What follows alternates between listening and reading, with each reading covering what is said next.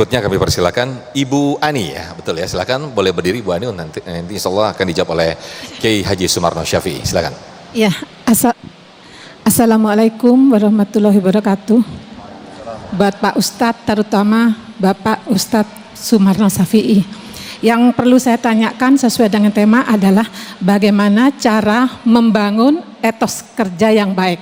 Yang kesatu, yang kedua, bagaimana ciri-ciri yang menunjukkan seseorang itu memiliki etos kerja yang sangat baik. Terima kasih. Wassalamualaikum warahmatullahi wabarakatuh. Waalaikumsalam, terima kasih Ibu Ani, silakan Yai Sumarno. Kalau tadi sih yang pertanyaan kedua mungkin yang pertanyaan pertama tadi udah dijelaskan sepertinya. Yang pertanyaan kedua, ciri-ciri seorang itu sudah memiliki etos kerja yang tinggi ya. Silakan Yai.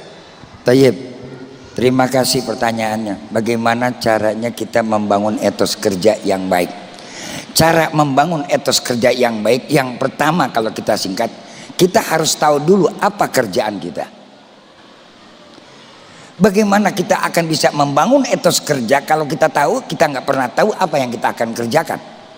Itu yang pertama. Yang kedua, persiapkan kita dengan apa? Persiapkan dengan kekuatan mental kita. Apa yang kita hadapi? Jangan kita pernah menghadapi kesuksesan, tapi kita siap menghadapi kegagalan. Kadang-kadang kita berharap ekspektasi kita tinggi. Dengan persiapan menghadapi yang namanya berhayal yang tinggi akan meraih kesuksesan. Ibarat saya bilang ngomong begini, ngelihat gunung dari jauh cakep kagak? Boh, kalau kita deketin semak belukar, banyak terjal. Itulah yang harus kita persiapkan. Tadi dibilang watawasau bil haqqi watawasau bis. Siapkan dulu tuh. Dengan apa? Dengan yang namanya kesabaran kita menghadapi kehidupan, bagaimana pekerjaan kita. Orang dilatih yang paling berat adalah menghadapi yang namanya tantangan, ujian, kesibukan. Kehidupan ini adalah dengan sabar.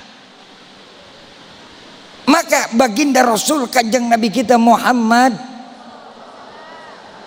manusia yang Allah utus dengan contoh figur yang manusia. Walaupun ada Nabi Ayub sabar menghadapi penderitaan penyakit, tapi baginda Rasul sabar menghadapi tantangan hidup. Insya Allah kita bisa, amin. Insya. Modalnya bagaimana? Ikuti, enggak 100%, 10%. Bertahap, nggak ada sekaligus.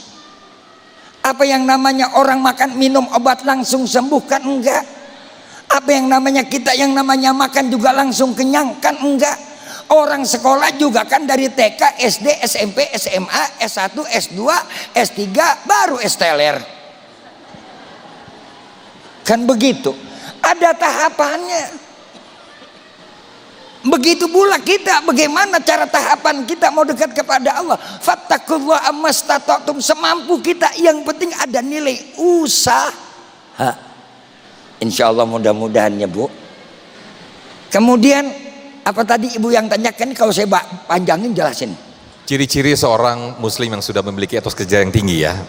Ciri-ciri orang muslim yang memiliki etos kerja tinggi, amanah. Itu yang paling penting. Bukan dia punya kemampuan skill, enggak. Orang pintar banyak, yang bener susah. Orang pintar banyak kagak? Banyakan mana sama yang bener? Susah mana nyari orang pintar apa nyari orang bener? Jangankan nyari orang bener, nyari laki bener aja susah. Betul apa betul? Yang ngomong ibu-ibu yang punya laki. Tuh. Laki pinter banyak, laki bener susah. Jadi yang kita cari apa? Yang amanah. Amanah tadi udah saya jelasin. Orang tuh kalau udah mikirin mati amanah. Orang tuh kalau udah mau takut sama Allah baru amanah. Ini zaman sekarang orang pinter banyak, yang bener susah karena mereka nggak mikirin mati, kagak mikirin menghadap kepada Allah. Sampai di sini jawaban saya.